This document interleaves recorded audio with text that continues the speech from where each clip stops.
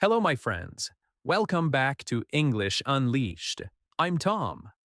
In today's episode, I'm going to talk about a very useful book called The Practicing Mind. The author is Thomas Sterner. This book is about practice. It is about patience. It is about focus. It is about how to stay calm while you are trying to improve at something. It is a very helpful book for anyone learning a skill. Maybe you are learning English. Maybe you are learning music. Maybe you are learning how to write, speak, teach, work, or build a better life. The message of this book can help you. The main idea is very simple. Enjoy the process. The process means the steps you take every day. It means the practice. It means the small actions. It means the daily work. The result is the thing you want at the end. For example, speaking English fluently is a result. Playing a difficult song beautifully is a result. Writing a book is a result. Building a successful business is a result. But the process is what you do today. Listening for 10 minutes is process. Repeating one sentence is process. Writing one paragraph is process. Taking one small step is process. The author says that many people become unhappy because they focus too much on the result. They think about where they want to be and then they compare it with where they are now. This creates stress. They say, I'm not good enough yet. I am too slow. I should be better. Why am I still making mistakes? Why is this taking so long? This way of thinking makes practice painful. If you always look at the result, the present moment feels like a problem. You feel that today is not enough. You feel that your current level is not enough. You feel that practice is only something you must suffer through before you get the reward. But this book teaches a different way. Practice is not punishment. Practice is not a boring road before life begins. Practice is life. Practice is where growth happens. Practice is where your mind becomes stronger. Practice is where your skill becomes deeper. This is very important for English learners. Many learners say, I will be happy when I am fluent. But what happens before fluency? If you only wait for fluency, you may feel unhappy for many years. Every mistake feels sad. Every slow conversation feels bad. Every difficult listening exercise feels terrible. You keep thinking, I'm not there yet. But what if you change the focus? What if you say, today I am practicing? That is enough. What if you say, this sentence is my work today? What if you say, this mistake is not a failure? It is part of practice. What if you say, I do not need to arrive today, I only need to practice today? This makes learning lighter. It makes practice calmer. The book says that when we focus on the process, we become more patient. we stop fighting the present moment. We stop thinking that practice is only a problem.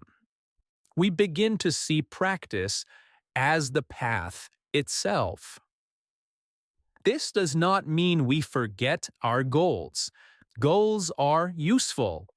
They give direction. If you want to speak English fluently, the goal can guide you. If you want to pass an exam, the goal can guide you. If you want to play a piece of music, the goal can help you. But the goal should not steal your peace. A goal should point the way. It should not make every step feel wrong. For example, imagine you are climbing a mountain. The top of the mountain is your goal. But if you only look at the top, you may feel tired and frustrated. It looks far away. It looks difficult. You may think, I'm still not there. But if you focus on the next step, climbing becomes possible. One step, then another step, then another one. Language learning is like this. Fluency is the mountain top. Today's listening is one step. Today's speaking practice is one step. Today's vocabulary review is one step. Today's mistake is also one step. You climb through practice. Another important idea in this book is that practice trains the mind. Many people think practice only trains the skill. For example, English practice trains English. Piano practice trains piano. Exercise trains the body. But practice also trains your attitude. It trains patience. It trains attention. It trains emotional control. It trains discipline. When you practice English slowly and carefully, you're not only learning English, you are learning how to stay with difficulty. You're learning how not to run away. You're learning how to continue without anger. You are learning how to be present. Present means here, now, in this moment. The practicing mind is a mind that can stay in the present. It does not always run to the future. It does not always say, "When will I be finished?" It pays attention to what is happening now. It says, "This is my task. I will do it carefully." This is a peaceful way to learn. If you are repeating one English sentence, repeat that sentence. Do not think, why am I not fluent yet? Just listen and repeat. Feel the sound, notice the rhythm, and try again. If you're reading one paragraph, read that paragraph. Do not think, why can't I read a whole book? Just read the words in front of you. If you are speaking for 1 minute, speak for 1 minute. Do not judge your whole English ability. Just practice this one small moment. This is the practicing mind. So, in this episode, I will talk about process. I will talk about patience, focus, discipline, present moment practice. I will talk about mistakes, calm repetition, and how to enjoy learning. I will connect the ideas from this book to English learning because language learning needs a practicing mind too. So, the first lesson from this book is simple. Do not hate practice. Practice is not the thing between you and success. Practice is the thing that creates success. And when you learn to enjoy practice, the whole journey becomes lighter. All right, one of the biggest ideas in this book is this: focus on the process, not only on the product. The product is the final result. It is what you want to have. It is the finished thing. For example, fluent English is a product. A perfect performance is a product. A completed project is a product. A high exam score is a product. A successful business is a product. The process is what creates the product.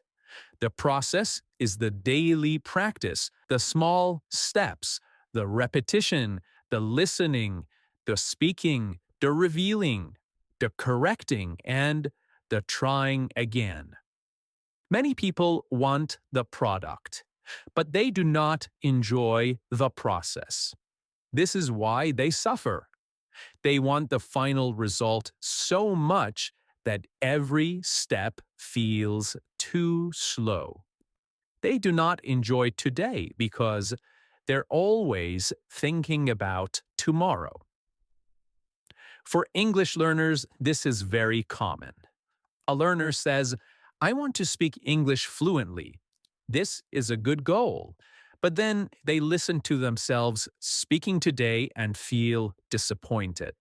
They say, "Well, my English is not fluent." They compare today's English with the dream. The dream is far away, so today feels bad. But this is not a helpful way to learn.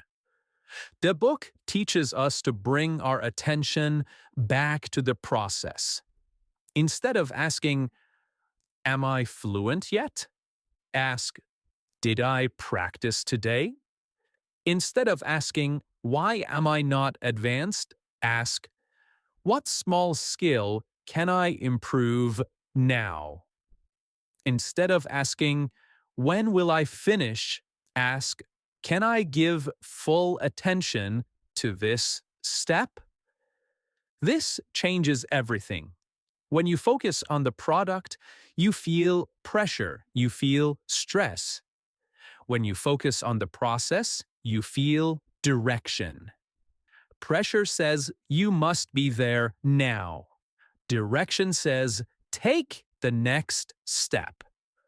The process is always available.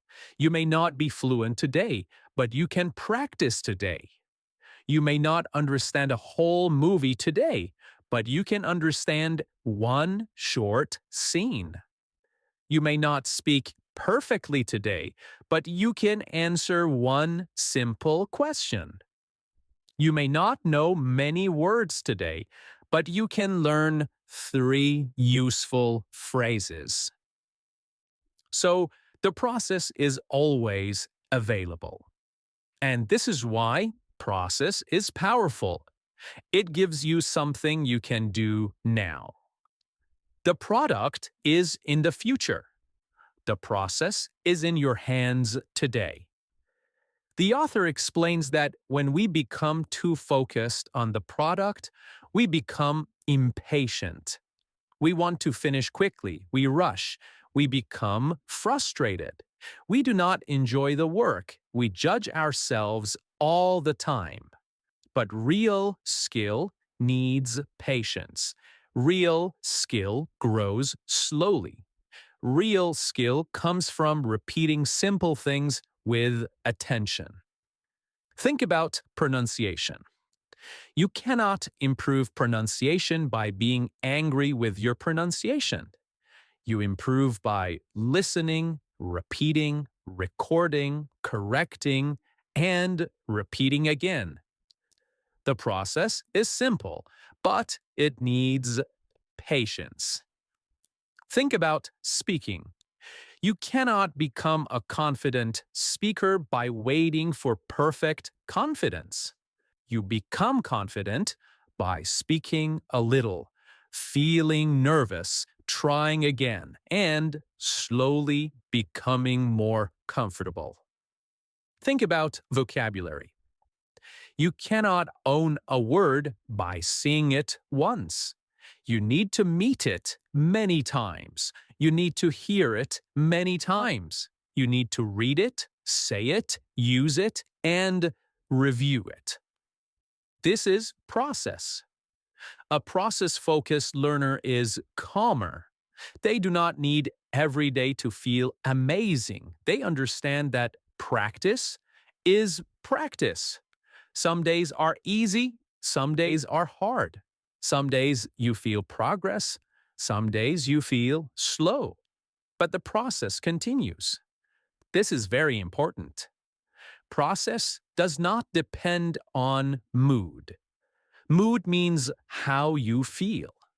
If you only practice when your mood is good, your progress will be unstable. But if you follow a process, you can practice even when you do not feel excited, so your progress will be stable. You can do the small step. You can listen for 5 minutes. You can repeat one sentence.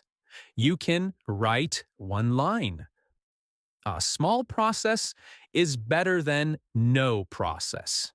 The book also helps us see that the product is not always under our control. You cannot fully control when you will become fluent. You cannot control every exam result. You cannot control how fast your brain will absorb everything. You cannot control how other people judge you. But you can control practice. You can control your attention. You can control today's step. This gives peace. A learner who only focuses on the product may feel helpless. They keep looking at the distance. They say, I'm still far away. But a learner who focuses on the process says, today I can practice. Today I can improve one small thing. That is a stronger mindset.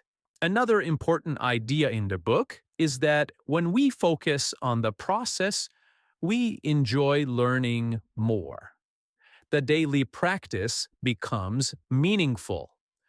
You start to feel satisfaction from doing the work, not only from finishing the work. For example, you may feel proud because you listened today.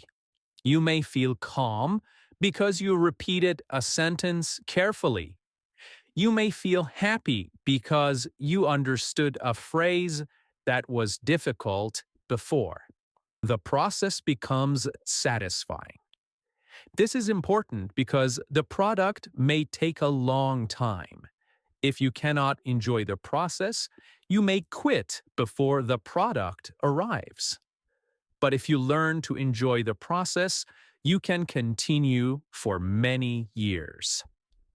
This is how strong skills are built. So, the lesson of this part of the book is clear. Do not live only for the product. Respect the product, but love the process. The result gives direction, but the process gives life. The goal shows where to go, but practice is where you actually live. Your English grows in the process.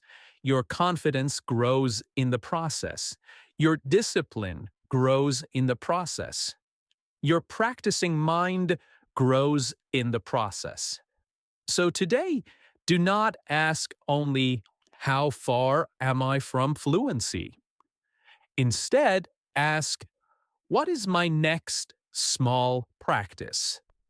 Then do it with attention. And that, my friend, would be your practice for today. Another important idea in the practicing mind is presence. Presence means being here, being in this moment, paying attention to what you are doing now. This sounds simple, but it is difficult. Our mind likes to travel. It travels to the future. It says, when will I be good? When will I finish? What if I fail? What if people judge me? It also travels to the past. It says, I made mistakes before. I failed before. I was embarrassed before. I should have started earlier. The mind moves everywhere, but practice happens only now. You cannot practice yesterday. You cannot practice tomorrow. You can only practice now. This is why presence is so important. When you are present, your practice becomes deeper. You hear more, you notice more, you learn more, you become calmer, you stop fighting the moment. For English learners, being present means paying attention to the sentence you are hearing now. Not worrying about the whole language, not judging your whole level. Just listening to this sentence, repeating this phrase, understanding this short part, speaking this answer, one moment at a time. Imagine you are shadowing an English sentence. Shadowing means you listen and repeat, or you speak with the audio. If your mind is busy with fear, you may not hear the rhythm. You may not notice the stress. You may only think, my pronunciation is bad. But if you are present, you listen carefully. You notice the sound. You try again. You improve. Presence makes practice better. So, the book suggests that many people create stress because they're not in the present. They are doing one thing, but thinking about another thing. They are practicing, but thinking about the result. They are learning, but thinking about failure. They are working, but thinking about finishing. This creates tension. Tension means tightness. It can be in the body or the mind. When you are always trying to be somewhere else, the present feels uncomfortable. But if you accept the present, practice becomes peaceful. This does not mean practice is always easy. It means you stop fighting the fact that practice is needed. For example, if you are a beginner, you are a beginner. That is not a problem. It is the current moment. If you make a mistake, you made a mistake. That is not the end. It is information. If you need to repeat something 10 times, you need to repeat it 10 times. That is the process. Presence says, this is where I am. This is what I'm doing. I will give attention to this step. And that is very powerful. A present learner does not say, I should already be fluent. A present learner says, today I am practicing this sentence. A present learner does not say, I hate being slow. A present learner says, slow practice helps me learn. A present learner does not say, I must finish quickly. A present learner says, let me do this carefully. Careful practice is often better than rushed practice. This is true for speaking too. Many learners rush because they want to sound fluent. They speak too fast. Then they make more mistakes. Their pronunciation becomes unclear. Their ideas become messy. But if they slow down and speak with presence, they often sound better. Fluency is not only speak, fluency is flow. A person can speak slowly and clearly and still communicate well. So, do not rush. Be present.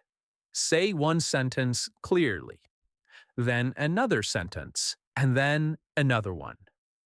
For example, I think daily practice is important. Pause. It helps your brain remember English. Pause. Listening every morning can improve your listening. Pause. You see, this is clear, calm speaking practice. You say a sentence, you pause, and you give yourself time. Presence also helps with listening. Many learners panic when they miss one word. They hear one unknown word and think, I don't understand anything. Then they stop listening. But a present listener continues. They say, well, I missed that word, but I can still understand the main idea. They stay with the audio. And that, my friend, is a skill. Do not let one missed word take you out of the moment. Stay present. Listen for what you can understand. Then listen again. The practicing mind is patient because it knows that every repetition is useful. So be patient. When you repeat a sentence, you're not wasting time, you are training. When you listen again, you are not failing, you are learning deeper. Repetition is not a sign that you are weak. Repetition is how skill grows. Presence also helps with anxiety. Anxiety often comes from future thinking. What if I fail? What if I forget? What if I sound stupid? These questions are about the future. They may not happen, but your body reacts as if they are happening now. To come back to the present, focus on a small action. Take one breath. Listen to one sentence. Say one phrase. Write one word. Answer one question. Small actions bring the mind back. For English practice, you can use this sentence. Right now, I only need to practice this. This is a calming sentence. Right now, I only need to listen. Right now, I only need to repeat. Right now, I only need to speak for 1 minute. Right now, I only need to try again. This helps reduce pressure. The book reminds us that practice is not something to rush through. Practice is where we live. If we are always waiting for the future, we miss the life inside today. This is true beyond English. It is true in music, work, relationships, health, and personal growth. The present moment is the only place where change happens. So, the lesson of this part is simple. Be present while you practice. Give attention to the step in front of you. Do not fight your current level. Do not rush. Do not judge every second. Listen, repeat, notice, and try again. Your mind will run away sometimes. That is normal.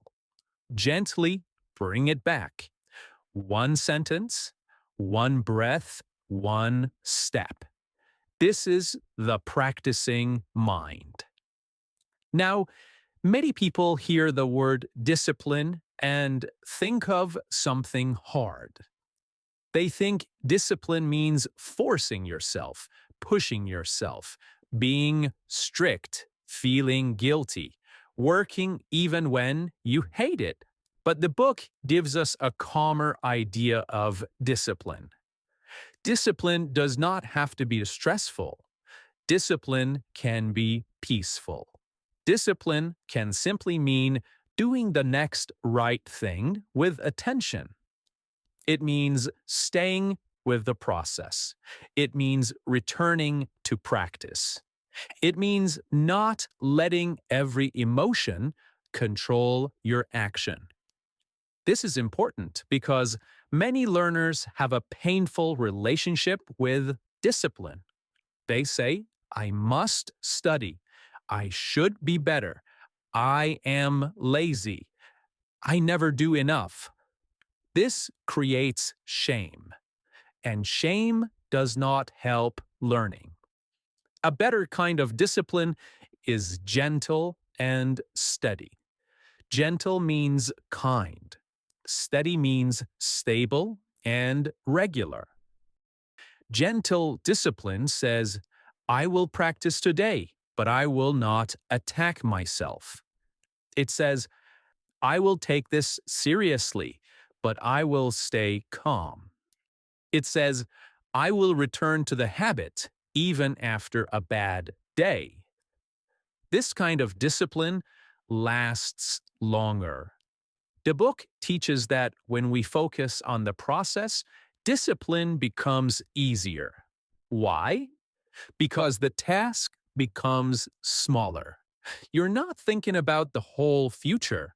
You're only doing the step in front of you. For example, if you think, I must become fluent, the goal feels huge. But if you think, I will listen for 10 minutes, the action feels possible. Discipline is easier when the action is clear and small. Do not discipline yourself with big pressure. Guide yourself with small actions. For English learners, this means creating simple routines.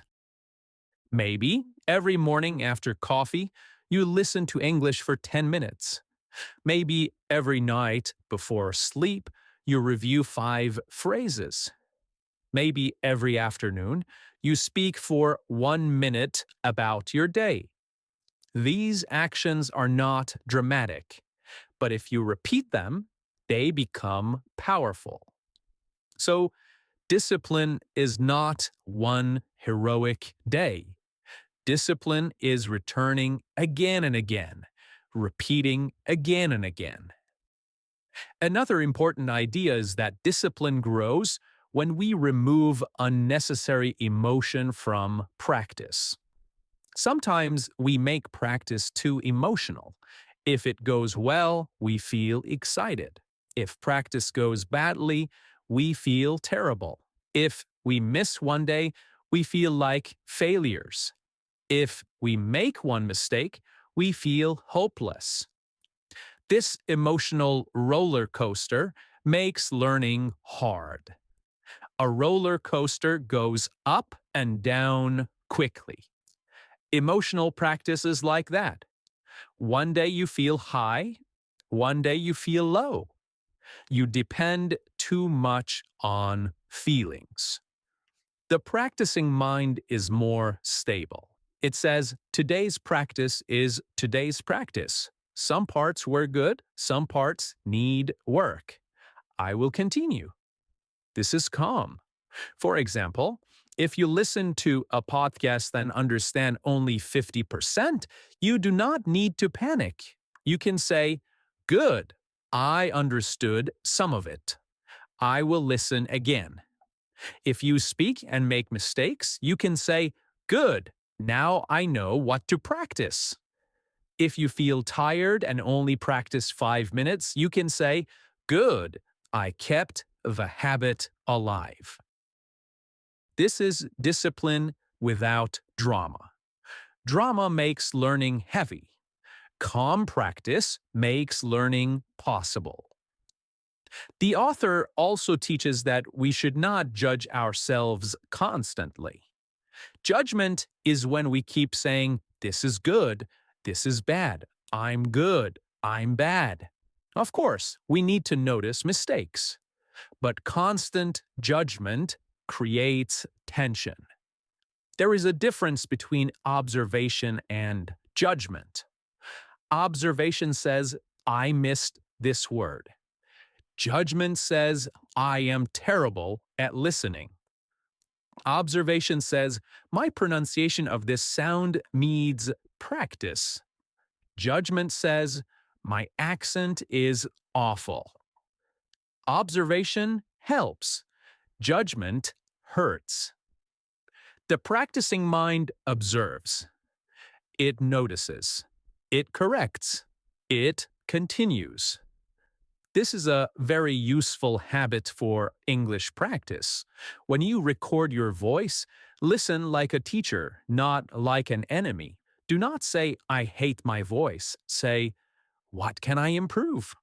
Maybe the answer is stress. Maybe the answer is rhythm. Maybe it is one sound. Maybe it is pausing more. Choose one thing and practice it. This is disciplined learning. Discipline also means finishing the small action you planned, not because you are afraid, not because you hate yourself, but because you respect yourself. If you say, I will listen for 5 minutes, listen for 5 minutes. If you say, I will repeat one sentence, repeat one sentence. Keeping small promises builds self-trust. Self-trust means you believe your own word. This is very important. Many learners break promises to themselves because the promises are too big. They say, I will study 2 hours every day. Then they stop. Then they feel bad. Instead, make a smaller promise and keep it. For example, I will listen for 5 minutes. I will speak for 1 minute. I will write 1 sentence. I will review 3 phrases. These small promises are easy to keep, and when you keep them, you feel stronger. You begin to think, I can trust myself. This is discipline, not pressure, not shame. Trust.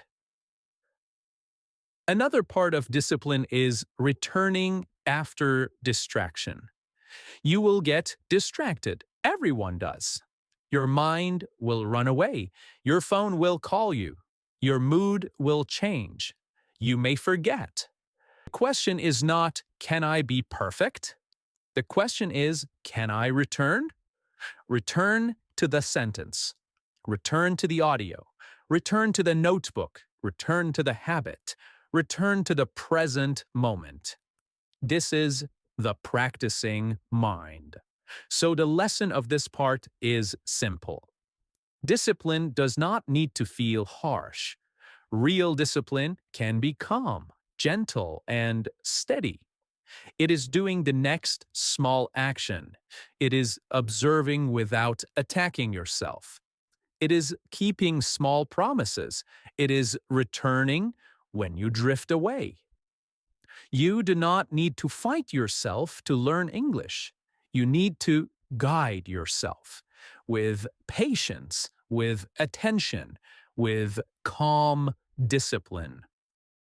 Okay, one of the most surprising ideas in the book is that slowing down can help you improve faster. At first, this sounds strange. Many people think faster is better. They want to learn fast, speak fast, finish fast, improve fast. They want quick results. They want to move quickly from beginner to advanced. But in many skills, rushing creates mistakes. Rushing makes the mind tense. Rushing makes the body tight. Rushing stops you from noticing details, and details matter. Slow practice is powerful because it gives your mind time to think, time to notice. When you slow down, you can hear the sound. You can feel the rhythm. You can see the mistakes. You can correct the movement. You can understand the pattern. This is true in languages, in music, in everything. If a pianist plays too fast too early, Mistakes become habits. But if they slow down and if they play slowly and correctly, the fingers will learn the right movement. Later, speed can come. This is also true in English. Many learners want to speak fast. They think fast speaking means fluent speaking. But if you speak fast with unclear pronunciation, weak grammar, and panic, communication becomes hard. It is better to speak slowly and clearly first. Later, your speed will grow naturally. So, slow first, clear first, natural speed later. This is a very important idea. For pronunciation, slow practice is especially useful. Choose one sentence, listen to it, repeat slowly, notice the sounds, notice which words are stressed, notice where the voice goes up and down. Then repeat again. Do not rush. Feel each word. Say it with rhythm. Slow practice helps your mouth learn. For listening, slowing down is also useful. You can listen to a short part again and again. You can use slower audio if needed. You can read the transcript. You can listen again without the transcript. You can focus on one phrase. This is much better than listening to one difficult video and understanding almost nothing. Slow learning is not weak learning. Slow learning is deep learning. Many learners feel ashamed when they need slow material. They think, I should understand fast English. But if slow English helps you build the foundation, use it. There is no shame. A strong foundation makes advanced listening easier later. The practicing mind does not care about looking impressive. It cares about real improvement. This is a beautiful point. Sometimes we want to practice in a way that makes us feel advanced. We choose hard materials. We speak too fast. We avoid basics. We want to prove something. But practice is not about proving. Practice is about improving. If slow practice improves you, slow practice is intelligent. If simple material helps you, simple material is intelligent. If repeating one sentence helps you, repetition is intelligent. Do what helps you, not what looks impressive. Slowing down also helps with stress. When you rush, your body becomes tense. Your breathing becomes short. Your thoughts become noisy. But when you slow down, your body relaxes. You can think more clearly. You can learn more calmly. For English speaking, try this. Before answering, pause for 1 second. Take a breath. Then speak. This short pause can make your answer better. It gives your mind time. It makes you sound more thoughtful. It reduces panic. A pause is not failure. A pause is control. Many learners are afraid of silence. They think they must answer immediately. But even native speakers pause. Good speakers pause. Teachers pause. Leaders pause. A short pause can make speech stronger. So practice calm pauses. If someone asks you a question, you can say, "That's a good question. Let me think for a second." Or I would say, these phrases give you time. They help you slow down. Slowing down also helps you avoid multitasking. Multitasking means doing many things at the same time. Many people listen to English while checking messages, thinking about work, and looking at social media. This is not deep practice. It may give some exposure, but it is not focused. For deep practice, choose one thing. Just listen, just repeat, just read, just speak. One task with attention is better than 5 tasks with no attention. The book teaches that focus grows when we keep bringing the mind back to the task. You do not need perfect focus. Your mind will move away. That is normal. When you notice, bring it back gently. If you're listening, return to the sound. If you're reading, return to the sentence. If you're speaking, return to the idea. If you're practicing pronunciation, return to the mouth movement. This is mental training. Slow practice also helps you enjoy the process. When you rush, you do not enjoy anything. You only want to finish. But when you slow down, you can notice small improvements. You can enjoy one clear sentence. You can enjoy one phrase you understand. You can enjoy one sound that becomes better. Joy in practice is important because it helps you continue. For English learners, here is a simple, slow practice routine. Choose 30 seconds of audio. Listen once for meaning. Listen again and notice phrases. Choose one sentence. Repeat it slowly 5 times. Record yourself once. Listen and choose one small improvement. Repeat again. This is not a long practice, but it is deep, it is focused, it is calm, it is powerful. So the lesson of this part is simple. Slow down. Do not rush your learning. Do not confuse speed with skill. Practice slowly enough to notice, correct, and understand. Slow practice builds strong foundations.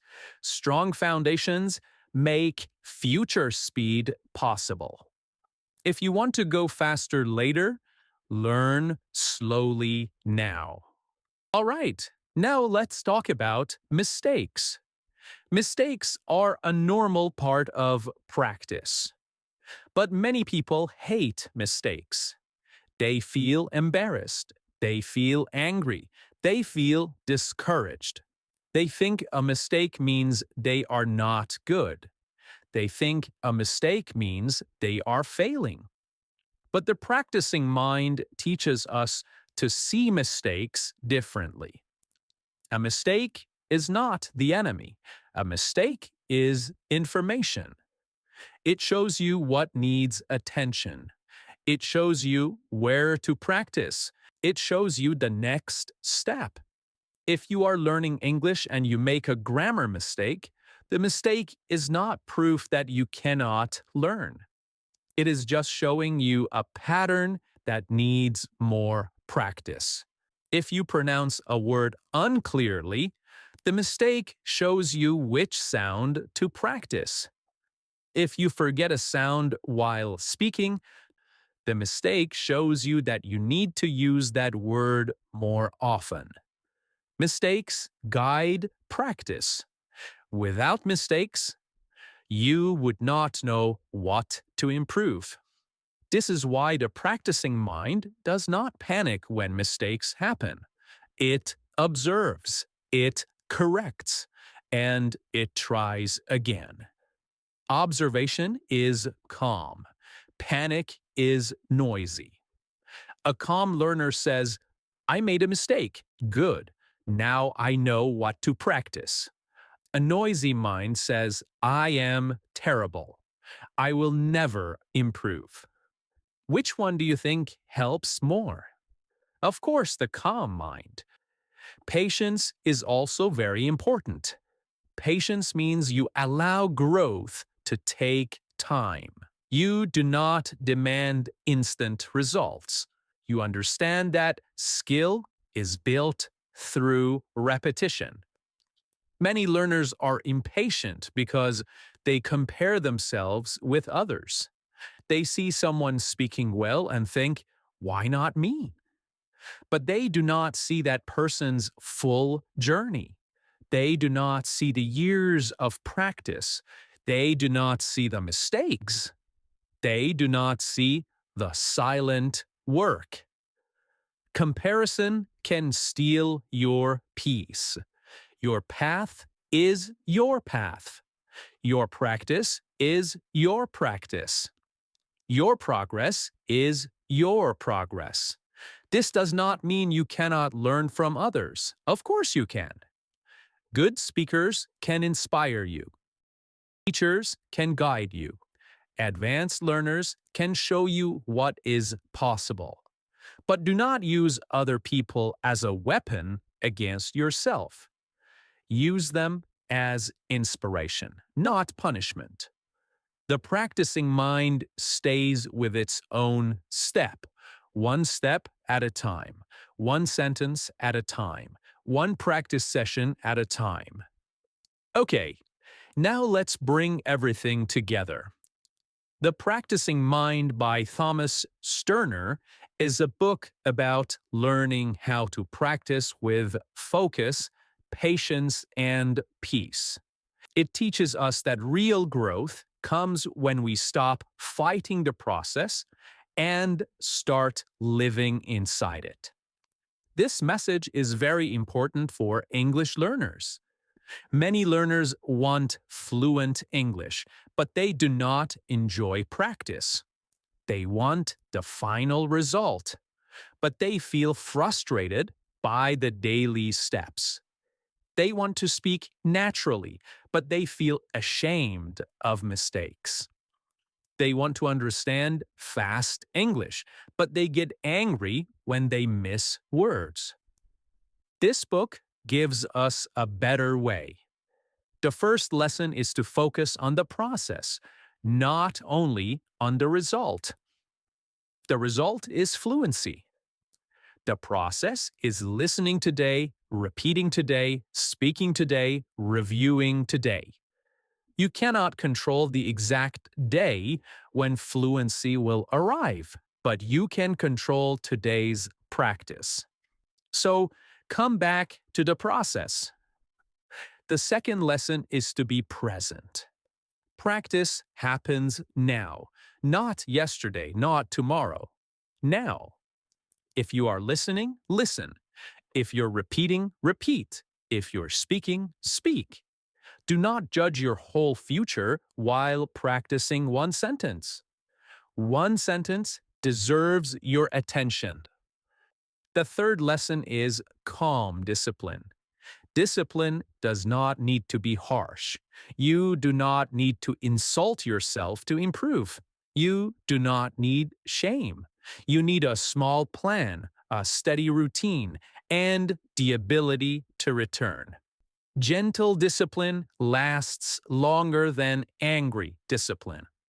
The fourth lesson is slow down. Slow practice is not weak.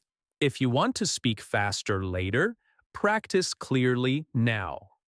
The next lesson is to see mistakes as information, and the next lesson is patience. English takes time. Any real skill takes time. You cannot force growth, but you can support it. You can show up. You can repeat. You can practice. You can continue. So now let's make this practical.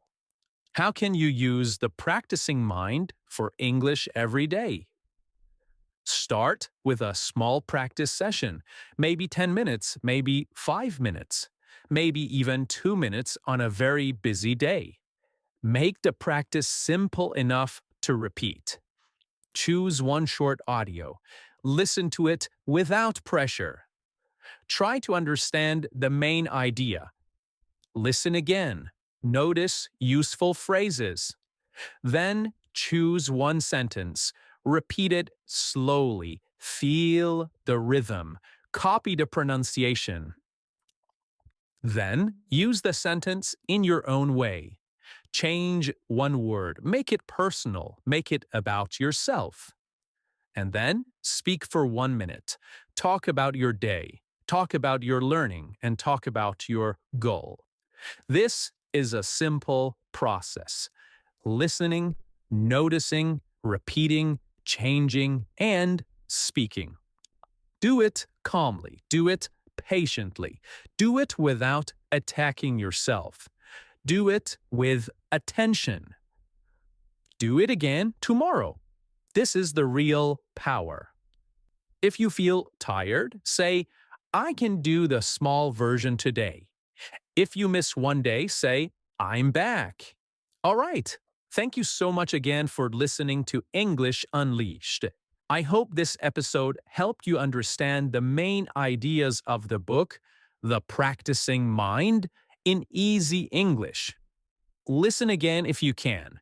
The first time, understand the message. The second time, notice useful vocabulary. The third time, shadow the sentences and practice speaking. Bye for now.